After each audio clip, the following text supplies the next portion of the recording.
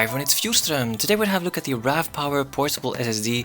You already know RAVPower probably from their power banks, chargers and hubs. Well, they also make an SSD, and we're going to test the performance of this SSD on an iPad Pro, a Mac and a Windows computer.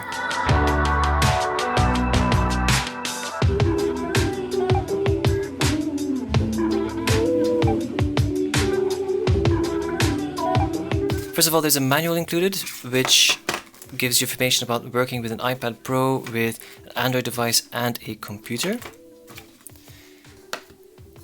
A thank you notice and a hello message, and of course the RAVPower itself. So if you take it out over here, this here is how tiny it is. It's just, this is how small it is. For example here, this here is my Magic Keyboard for the 11-inch iPad Pro, and if you put it next to it, it's about the same size as the trackpad, so it's really that small. Another comparison is, for example here, the Apple remote, which is actually really a very small and very thin device. It's even smaller than that, so this is how small it is. If you would compare it to another famous SSD, it's very clear that this device, the RAVPower, has a much smaller footprint compared to the SSD from Samsung. Also here, the RAVPower is thinner than the Samsung T5. It kind of reminds me of an M2 SSD that you get for for internal use in your PCs. So it's really cool that it is this small, because external SSDs are usually larger.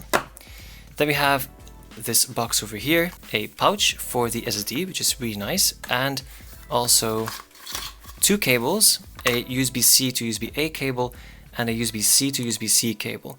First of all, I really like that they include both of them, because this one I'll need for my iPad test and this one over here for my MacBook Air test. And I also like that they include these cables to make sure that the SSD will perform as fast as possible. Alright, let me just put these things on the side and let's give it a go. Now on the website, where you can find a coupon code, by the way, as well as in their manual, you can find a spec sheet, which is always useful if you want to know more details about this device. It has a transfer speed of 540 megabytes per second, which is very high, and the dimensions are 102, so 10 centimeters high, 3 centimeters wide, and 8.5 millimeters thick. So it is a really small device. Now it supports NTFS, FAT32, exFAT, so actually all the most important things. I always recommend exFAT, so it will work between your Windows PC and an iPad or a Mac.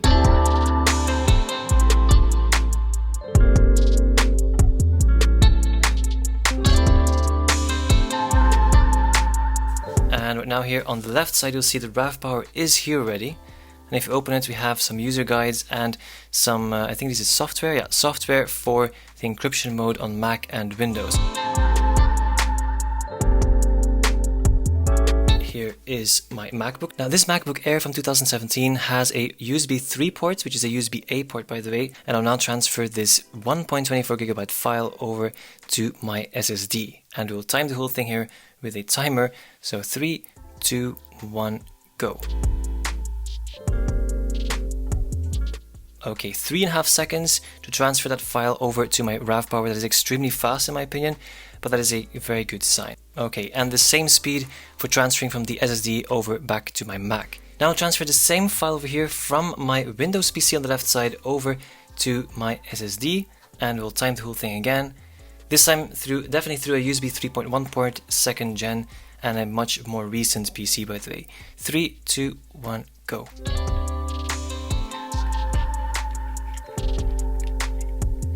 Alright, 5 seconds to transfer on a Windows PC on a 2nd gen 3.1 port.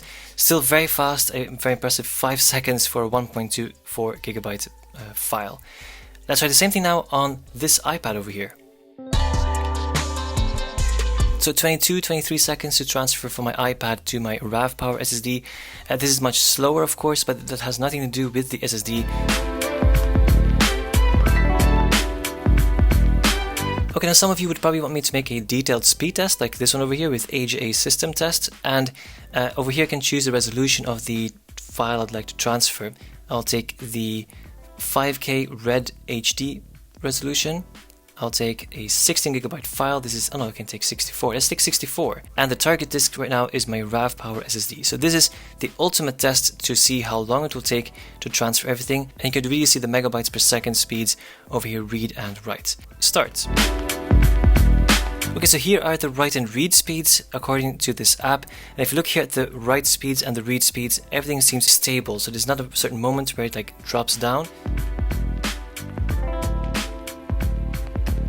You could encrypt your SSD, the RAVPower SSD, with RAVPower's software. So every time you would plug in this SSD into a Mac or PC, you would need to enter your password to be able to access your files. If you do decide to install the app, this is what you get. So every time you connect to your SSD, they get this pop-up screen over here, and you can change the settings over here.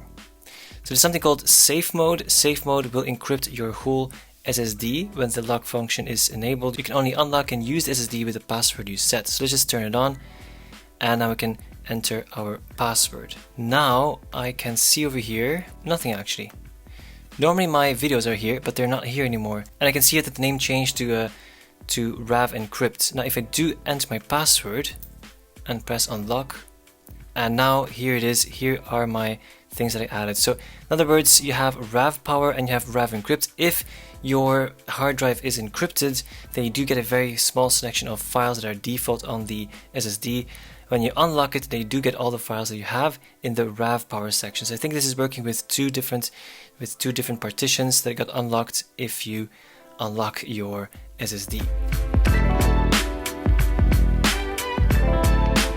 Now the problem with using that kind of software is it doesn't work with an iPad. I mean, you do get the non-encrypted stuff, the things that you don't really need, but you don't get to see your own documents because those are encrypted and there's no way to unencrypt them. So to be able to do this, to be able to use this with a password, we would need to reformat the drive into an APFS file system. And there we go. So now it will ask for authentication. I'll just click here on unlock and type my password. There it is. And I'm here now. So in other words, if you really want to use encryption with this SSD, or actually any SSD, you would need to first format this in APFS encrypted, and then you can use it on both your Mac and your iPad in an encrypted way. This isn't supported though with Windows, so that's something that you will have to give up if ever you want to have encryption between your Windows and your iPad. This is something that RAVPower can't do anything about. It is iPadOS that is limiting encryption to only APFS drives. Okay, so this is the RAVPower portable SSD. If you have any questions, just leave them down in the comment section below.